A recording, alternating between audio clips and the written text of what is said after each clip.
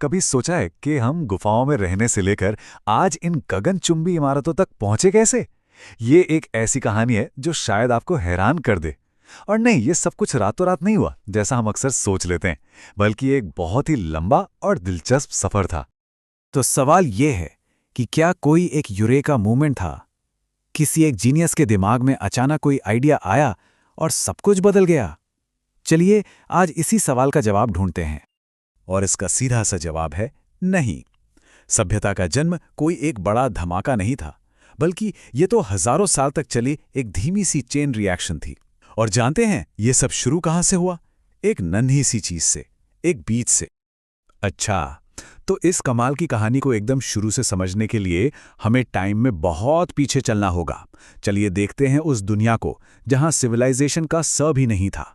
आखिर तब जिंदगी थी कैसी? जरा सोचकर देखिए, इंसानी इतिहास का ज्यादातर वक्त जिंदगी एक सफर थी। बस एक जगह से दूसरी जगह छोटे छोटे ग्रुप्स में लोग रहते थे और उनकी पूरी जिंदगी बस एक ही चीज के इर्द गिर्द घूमती थी। अगला खाना कहाँ से आएगा? इसके लिए वो जानवरों का शिकार करते, फल फूल इकट्ठा करते और मौसम के हिसाब से अपनी जगह बदलते रहते थे। इसी को हम खाना बदोश जिंदगी कहते हैं। तो देखिए फर्क कितना बड़ा है। एक तरफ वो शिकारी खाना बदोश वाली जिंदगी और दूसरी तरफ हमारी आज की जिंदगी। एक तरफ लोग घूमते रहते थे छोटे छोटे ग्रुप्स में और जिंदगी का बस एक ही मकसद था, सर्वाइवल। और दूसरी तरफ बसे हुए शहर, बड़ी बड़ी आबादी और तरह तरह के काम। इसी बदलाव की कहानी ही तो सभ्यता की कहानी है। लेकिन ऐसा नहीं है कि उस दौर में कुछ हो नहीं रहा था। अरे भविष्य की नींव तो तभी रखी जा रही थी। जैसे आग का इस्तेमाल, सोचिए इसने कितना कुछ बदल दिया होगा। गर्मी, जानवरों से सुरक्षा और पका हुआ खाना।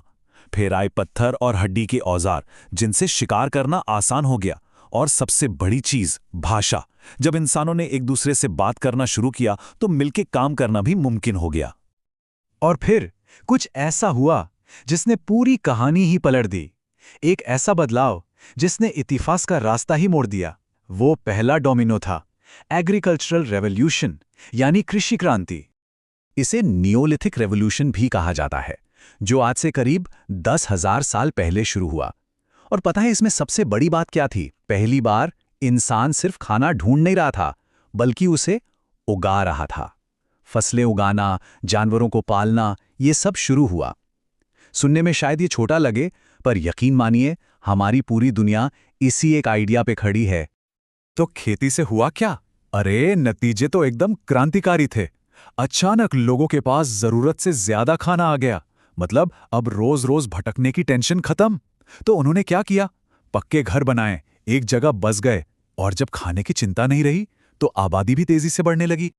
तो यहीं से वो चेन रिएक्शन शुरू होती है जिसके बारे में हमने बात की थी।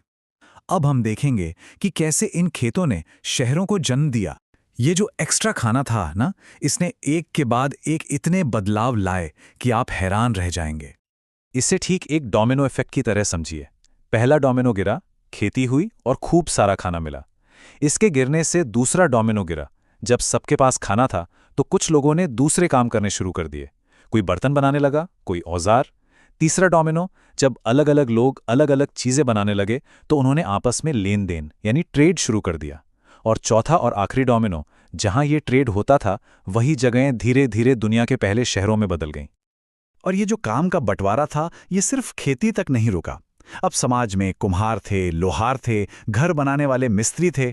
और जब इतने तरह के काम होने लगे तो समाज भी कॉम्प्लेक्स होता गया। अब कोई राजा था, कोई पुजारी, कोई कारीगर, तो कोई किसान। जिंदगी अब उतनी सीधी साधी नहीं रही। और इसी पूरी प्रोसेस से जन्म हुआ दुनिया के पहले बड़े बड़े शहरों का। नाम तो सुने ही होंगे, जैसे जेरिको, जो दुनिया के सबसे पुराने शहरों में से एक माना जाता है, या फिर मेसोपोटामिया का उरुक, जो उस जमाने का एक मेगा सिटी बन गया था। और हाँ, हमारी अपनी सिंधु घाटी सभ्यता का मोहनजोदाड़ो भी तो है। ठीक है, तो अब शहर तो बस गए, पर एक शहर को हम सभ्यता या सिविलाइजेशन कब कह सकते हैं? इसके लिए हमें एक चेकलिस्ट देखनी होगी। तो क्या है वो खास बातें जो किसी समाज को एक सभ्यता का दर्जा देती हैं? चलिए देखते हैं हिस्टोरियंस की ऑफिशियल चेकलिस्ट। तो देखिए, एक सिविलाइजेशन में ये 6 चीजें जरूर होती हैं। पहला, एक ऑर्गेनाइज्ड सरकार जो कानून बनाती है और सब कुछ मैनेज करती है। दूसरा, राइटिंग यानी लेखन, ताकि हिसाब किताब, कानून और इतिहास लिखा जा सके। तीसरा, कॉम्प्लेक्स धर्म, जो लोगों को एक साथ जोड़ता है। चौथा, एडवांस टेक्नोलॉजी, जैसे सिंचाई के तरीके, पहिया, ताकि जिंदगी आसान हो। पांचवा, एक सोशल स्ट्रक्चर, मतलब समाज में किसका क्या रोल है ये तय होता था। और छठा, आर्ट और कल्चर, जो उस समाज की पहचान होती है। तो अब हम समझ गए हैं कि एक सिविलाइजेशन होती क्या है। तो चलिए अब कहानी के आखिरी हिस्से में चलते हैं और उन जगहों को देखते हैं जहां ये सब कुछ शुरू हुआ।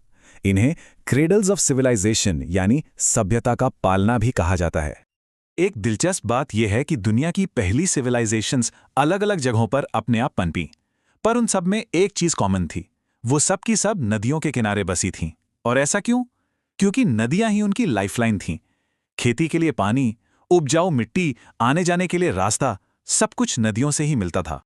दुनिया में 4 ऐसी बड़ी नदी घाटियां हैं जहां सबसे पहले सभ्यताएं बसीं। एक है मेसोपोटामिया, जो टिग्रिस और यूफ्रेटीज नदियों के बीच थी। दूसरी, प्राचीन मिस्र, जिसे नील नदी का तोहफा कहा जाता है। तीसरी, हमारी अपनी सिंधु घाटी सभ्यता। और चौथी, प्राचीन चीन, जो येलो रिवर के किनारे बसी।